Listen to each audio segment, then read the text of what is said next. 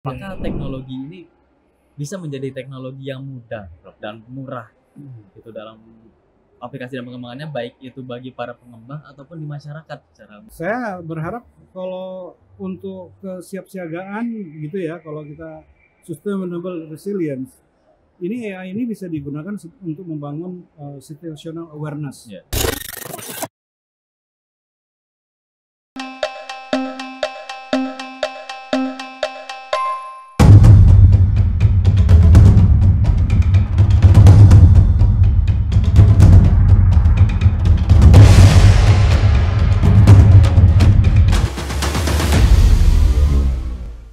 Halo sahabat Tangguh, apa kabar?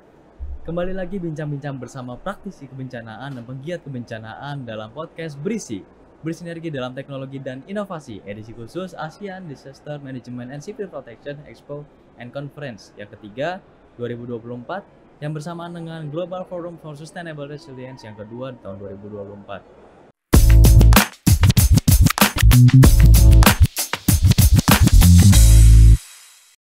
Kali ini di hadapan saya telah hadir narasumber yang luar biasa.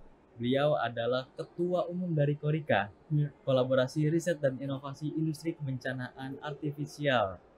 Itu yang memiliki pengalaman yang sangat banyak ya dari teknologi dan inovasi. Beliau adalah Prof. Hamam Riza. Selamat siang, Prof. Hamam Riza. Iya, Bagaimana selamat kabarnya? siang.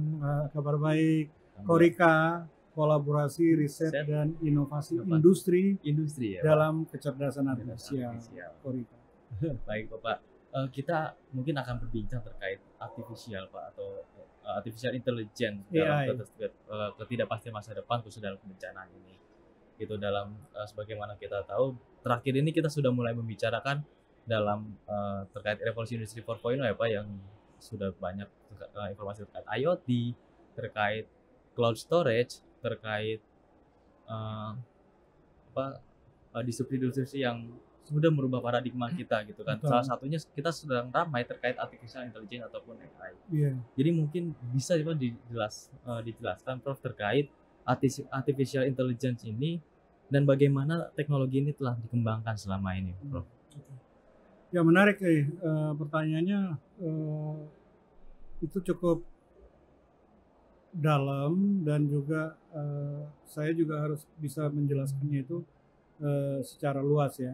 Tapi AI itu sendiri saat ini menjadi salah satu prime mover dari transformasi digital. Transformasi digital yang ada di semua sektor kehidupan kita, ya. Dan tentu saja termasuk juga di dalam bagaimana kita melakukan mitigasi dan adaptasi terhadap bencana. Ya. Saya ambil cerita sedikit ke belakang bahwa pada tahun 2020 di tengah-tengah kita menghadapi pandemi COVID-19 ya, justru di situ kita melahirkan satu strategi nasional kecerdasan artifisial Indonesia 2045 dengan visi bahwa kita bagaimana kita memanfaatkan AI ini untuk semua pihak. Makanya tagline-nya pada saat itu adalah democratizing AI for all, ya gitu kan. Nah, kenapa? Karena kita yakinin bahwa AI ini akan menjadi sebuah tools ya yang mendampingi manusia untuk meningkatkan efisiensi operasionalnya dan untuk juga meningkatkan productivity dari kita.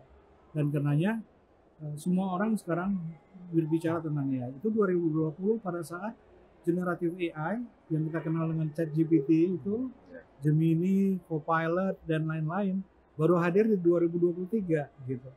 Nah, bisa dibayangkan bahwa AI itu berkembang begitu sangat pesatnya, ya, termasuk di dalam kita memanfaatkan AI itu untuk berbagai keperluan kehidupan kita, tidak saja hanya sebagai sebuah lifestyle gitu ya, tapi betul-betul merupakan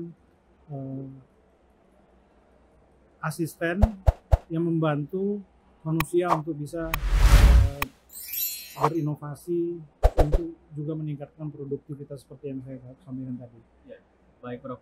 Dari perkembangan yang sangat pesat itu terkait AI, bagaimana peran AI ini berperan untuk menghadapi ketidakpastian dalam penanggulangan bencana. Sebagaimana kita tahu bahwa bencana itu suatu hal yang tidak pasti ya. Bagaimana ya itu? Ya, AI itu dengan kemampuan prediktifnya, ya, prediktif analitik, maka AI dan machine learning dengan tentu saja disertai dengan data science gitu ya, itu bisa memberikan kita penguatan ke dalam risk-based early warning system. Ya, risk-based early warning system artinya peringatan dini berbasis risiko, sehingga hal-hal seperti tsunami early warning system ataupun flood early warning system serta berbagai multi hazard warning system itu memungkinkan pengembangannya dengan lebih baik, dengan lebih presisi, dengan lebih akurasi ya gitu ya, dan semua itu disertai dengan kemampuan kita untuk mengolah data ya, menjadikan data tersebut itu menjadi betul-betul disebut data is the lifeblood of AI. Data itulah yang akan memberikan kita dukungan di dalam pembuatan keputusan, dalam melakukan rekomendasi. Ya. Saya ambil contoh nih,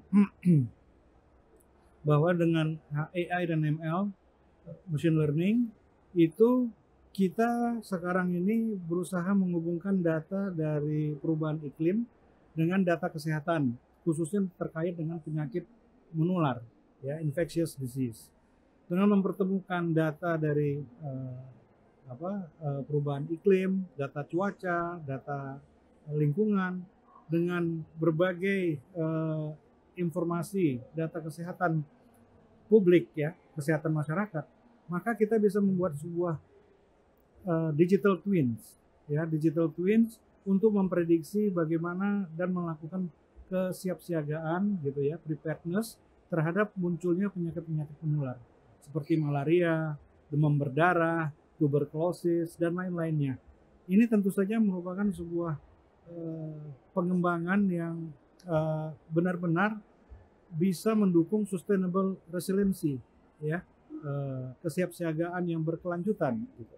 Dan ini tentu saja merupakan langkah dari Korika bersama dengan BMKG, dengan BNPB, dengan KLHK, serta dengan multi stakeholder dari dunia internasional yang sangat concern terkait dengan bagaimana kita melakukan eliminasi, eradikasi terhadap penyakit-penyakit yang ada di masyarakat dengan pemanfaatan data science dan AI ini. Itulah yang kami sebut dengan program Climate Smart Indonesia. Tadi saya menyampaikan dalam beberapa kesempatan bahwa Climate Smart Indonesia ini membutuhkan national alliances. Jadi semua pihak itu kita harus berkolaborasi. Karena memang AI itu baru bisa kita kembangkan dan bermanfaat bila kita memiliki dan bekerja sama di dalam menyediakan data, ya, data dan informasi terkait sebuah populasi ataupun daerah-daerah yang memang rentan vulnerable ya terhadap bencana. Gitu saya kira. Artinya AI ini dalam bidang kebencanaan tidak hanya berkontribusi terhadap bencana-bencana alam ya Pak, tapi juga bencana non alam seperti itu Pak. Persis. Jadi sebenarnya kita tidak lagi membedakan apakah ini bencana alam, pra bencana ataupun dia pos bencana gitu, itu semua AI bisa dipakai gitu ya, dipakai gitu ya. Dan karenanya saya melihat ini sebuah open innovation ya, inovasi yang terbuka. Semua orang bisa punya ide gitu bagaimana memanfaatkan AI untuk melakukan adaptasi dan mitigasi terhadap bencana tersebut. Baik Prof, lalu tadi kita berbicara tentang bahwa AI ini memiliki fungsi untuk forecast dan prediksi ya Prof. Seberapa akurat Prof perhitungan atau forecast ini dari implementasi teknologi AI yang saat ini? Dalam konteks prediksi itu tentu saja sangat tergantung pada kemampuan kita untuk memilih data untuk pembelajaran AI itu sendiri ya. Tentunya banyak sekali cara-cara yang bisa kita gunakan algoritma AI yang sesuai dengan data yang memang benar-benar bisa kita andalkan. Ini disinilah saya kira salah satu aspek yang banyak sekarang di riset. Bagaimana data governance itu dijalankan dan bagaimana kita itu bisa melindungi ya berbagai data yang digunakan oleh AI ini ya sehingga dia tidak menjadi ancaman bagi data-data pribadi ya kan data itu yang harus punya transparansi dan inklusif supaya sistem AI-nya itu tidak berhalusinasi, tidak artinya bias ataupun diskriminatif ya terhadap sebuah daerah ataupun sebuah populasi misalnya begitu. Ini menarik sekali nih dan merupakan bisa dikatakan ini adalah frontier jadi dari riset AI. Jadi AI ini harus bisa dipastikan ya bahwa teknologi yang digunakan ini dalam penanganan bencana tidak melanggar hak asasi manusia ya, Prof. Persis sekali. Ya. Terutama dalam hal privasi juga dalam pengambilan keputusan ya. Saya juga share bahwa saat ini kita sedang melaksanakan pemetaan dengan menggunakan panduan dari rekomendasi ethical AI-nya UNESCO ya bersama-sama dengan Kominfo. Kita ingin melihat itu AI itu apakah akan mengancam kita. Banyak orang kan mengatakan bahwa wah ancaman AI baru ini ancaman baru akibat AI ini bisa terjadi misinformasi, disinformasi, terjadi manipulasi, betul sekali. terjadi data breach gitu ya karena datanya. Nah, karenanya saya bersama teman-teman di Korika bekerja sama dengan UNESCO itu berusaha memetakan ethical landscape dari AI di Indonesia. Jadi kita mensurvei ratusan orang gitu untuk menanyakan bagaimana, dan dari survei tersebut ada 8 kategori dari yang membuat orang khawatir tentang AI ini gitu. Saya hanya menyebutkan 2 yang paling utama, yaitu ya keamanan. AI safety dan kemudian security ya kan terhadap dan inclusivity gitu. Itu yang saya kira menjadi perhatian kita supaya kalau kita mengembangkan AI kita itu bisa benar-benar memperhatikan diversity-nya Indonesia. Nggak bisa kita ambil governance dari negara manapun ya di dunia, apalagi dari negara barat gitu ya, tanpa kita melihat local culture kita, local wisdom kita gitu. Ya betul. Itu menjadi satu adaptasi juga di kita ya, diadaptasi. Dan Prof, kita berbicara tentang AI ini kan mungkin masyarakat masih belum begitu paham ya tentang AI ini letaknya ada di mana gitu. Saya sendiri masih belajar tentang AI ini seperti apa. Apakah ini pada aspek software, lalu jika pada aspek hardware-nya pada penanggulangan bencana di mana AI ini dipasang gitu, Prof. Iya. Jadi AI ini tentunya bisa dipasang secara terpusat gitu ya. Agar kita on premise gitu sehingga data-data itu tetap bisa kita kelola dengan baik, tidak kita kirim keluar untuk diproses, tapi di dalam itu contoh uniknya adalah mengenai mikroskopi malaria yang ada di Indonesia itu harus diproses di Indonesia, tapi hasil dari training AI-nya ini kan menjadi model itu boleh dipakai oleh siapapun gitu. Sementara you keep the data here and save di sini. Seperti itu. Dan dia bisa juga sekarang AI itu beradanya di edge, jadi di tepi-tepi, di tempat sensor-sensor di mana kita memasang sensor untuk mengukur apakah itu terkait dengan iklim atau itu sensor terkait dengan kebencanaan, peringatan dini gitu. Itu semua bisa dimanfaatkan, diutilize oleh machine learning untuk membangun model dan kemudian memberikan rekomendasi.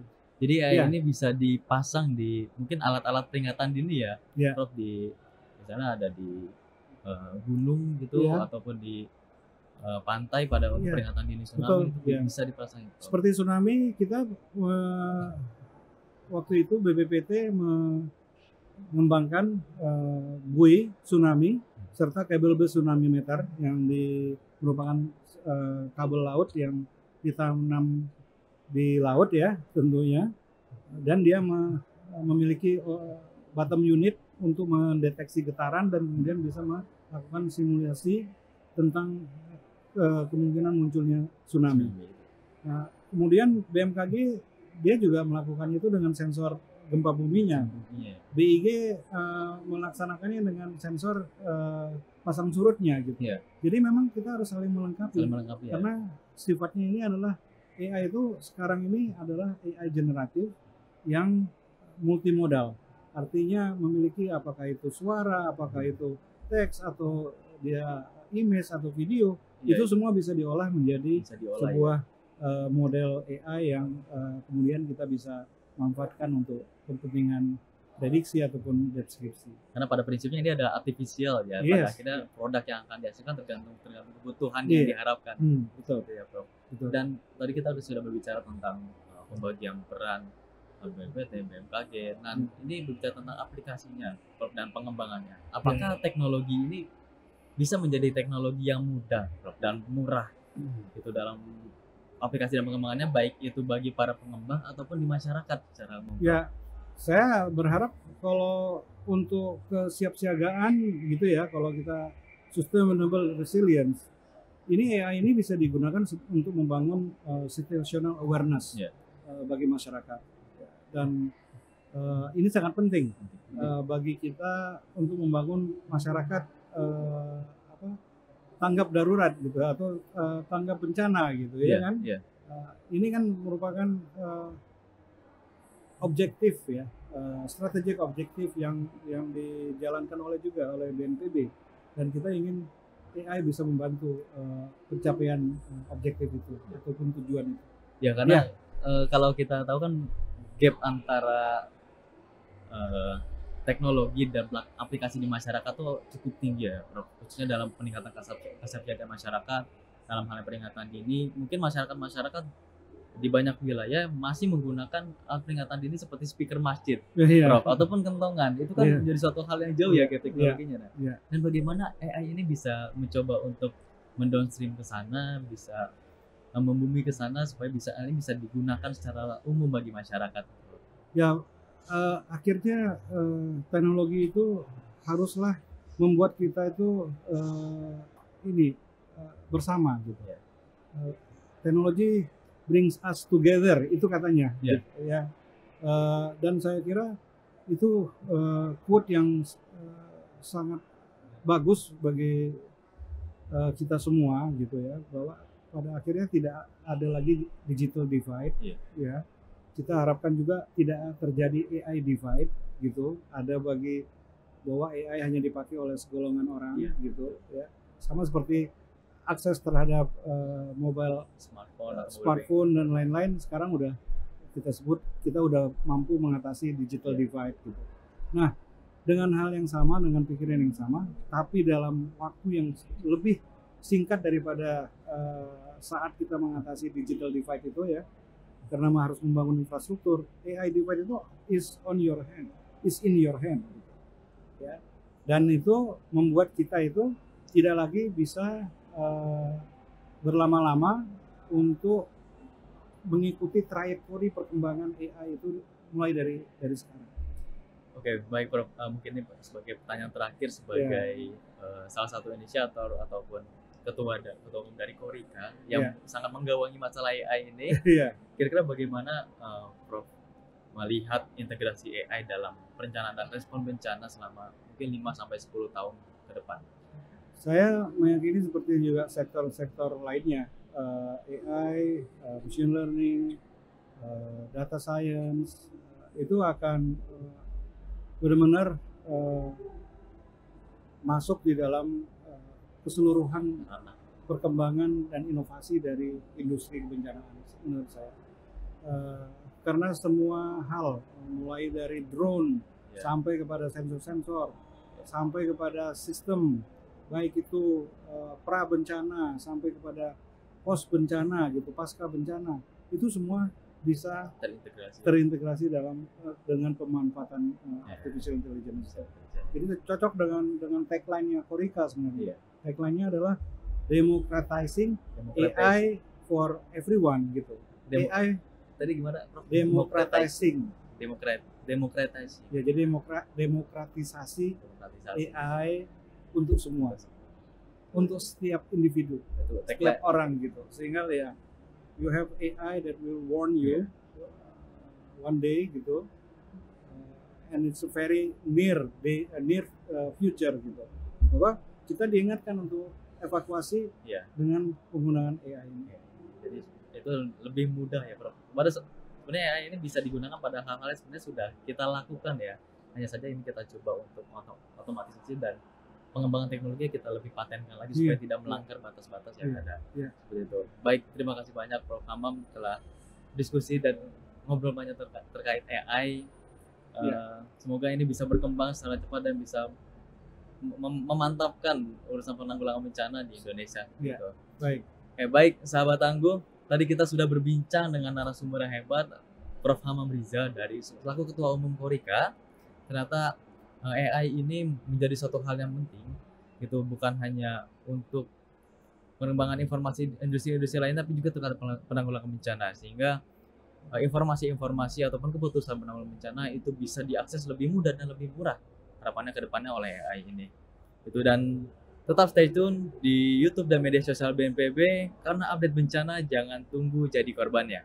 Dan jangan lupa ikuti terus acara Adexco 2024 serta GFSR yang kedua karena sahabat tangguh akan melihat produk-produk kebencanaan yang sangat menarik. Banyak sekali produk yang bisa teman-teman lihat, sahabat tangguh lihat dan menjadi pembelajaran bagi sahabat tangguh. Sampai ketemu lagi di sesi berikutnya. Sampai jumpa.